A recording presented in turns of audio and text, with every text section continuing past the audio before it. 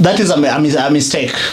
That after issuing these directives, that folks have still been able to still continue with other activities contrary to these clear directives. That is a misnomer, and let agencies with capacity to deal with such mistakes kick in and do what they got to do. That is what I would say. Yes. So you're comfortable, you're not comfortable with something? Because it's BBI meeting. He's playing. You're being apologetic. He's playing legal politics. I am not apologetic to anything. One thing I've said is that we are a country that has institutions. We have the police, the CI, DDD.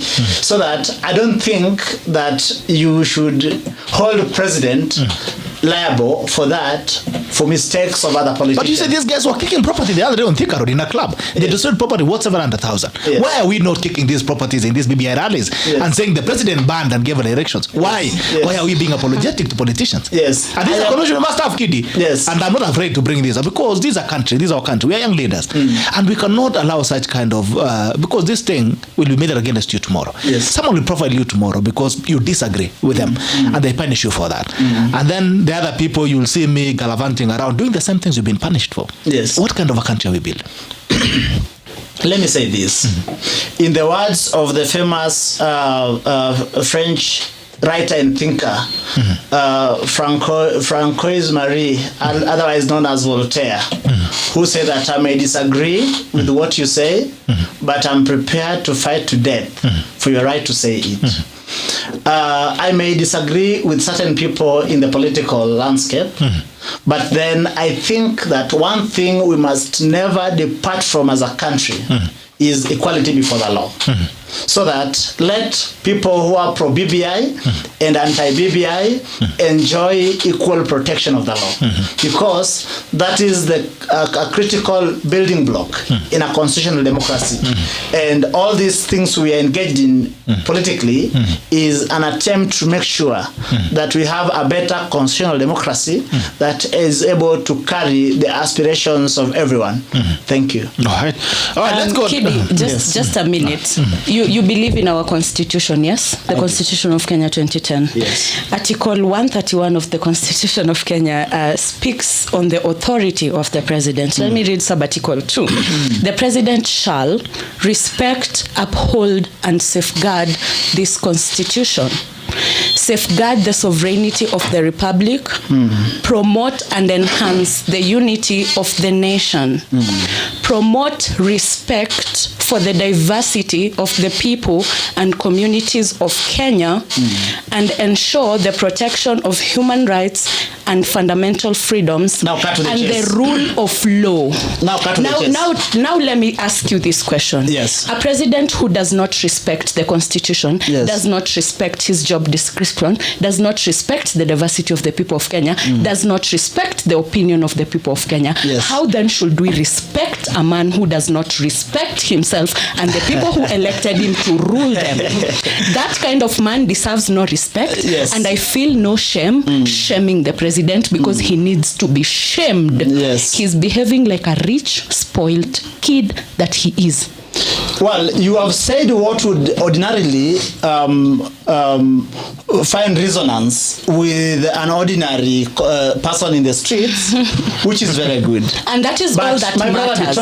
My brother Bitok, yes. You have called us here because you think there is something we know that... Not I think, I know there's something we know. Yes, that we therefore should come here to educate the man in the streets. Yes. Someone who has taken his time to watch us. So that I don't think it is proper and just if any one of us wants to thrive on outrage, right?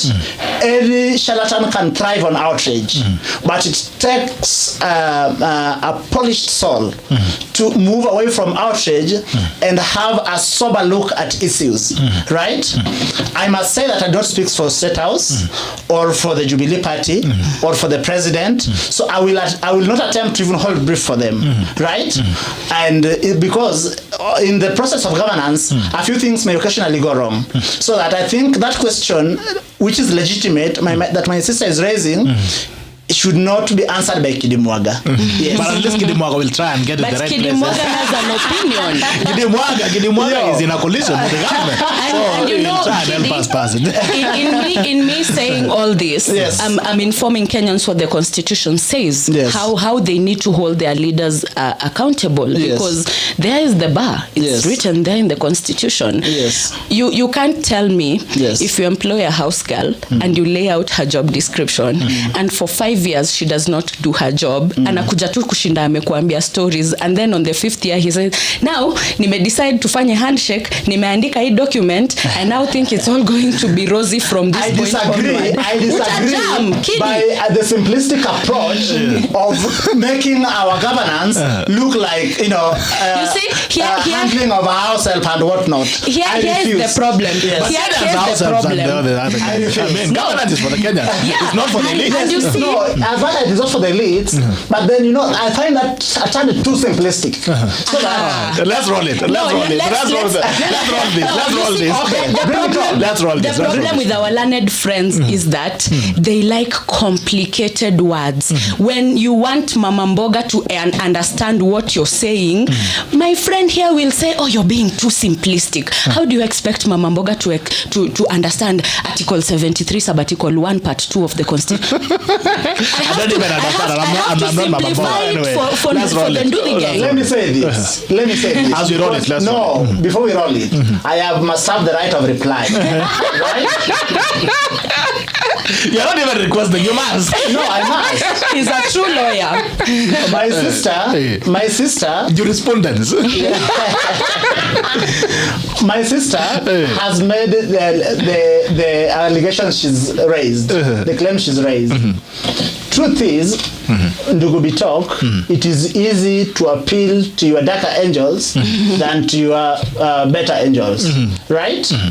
And we find ourselves, BBI was appreciating that certain things have gone wrong, right? Since I became an adult who goes to the polling booths to cast his vote, apparently President Kenyatta has never enjoyed my vote, right? But then, because... But you have enjoyed his anyway, let's continue. Right? But then now, in an attempt to make our country better, because you can't say that President Kenyatta doesn't love this country. He loves this country as much as you do, right? I can't know, because we don't have a meter for measuring the love of the country. I mean, he's a Kenyan, so definitely... When we go by the track record, it's a no. He doesn't love this country. That's all it is.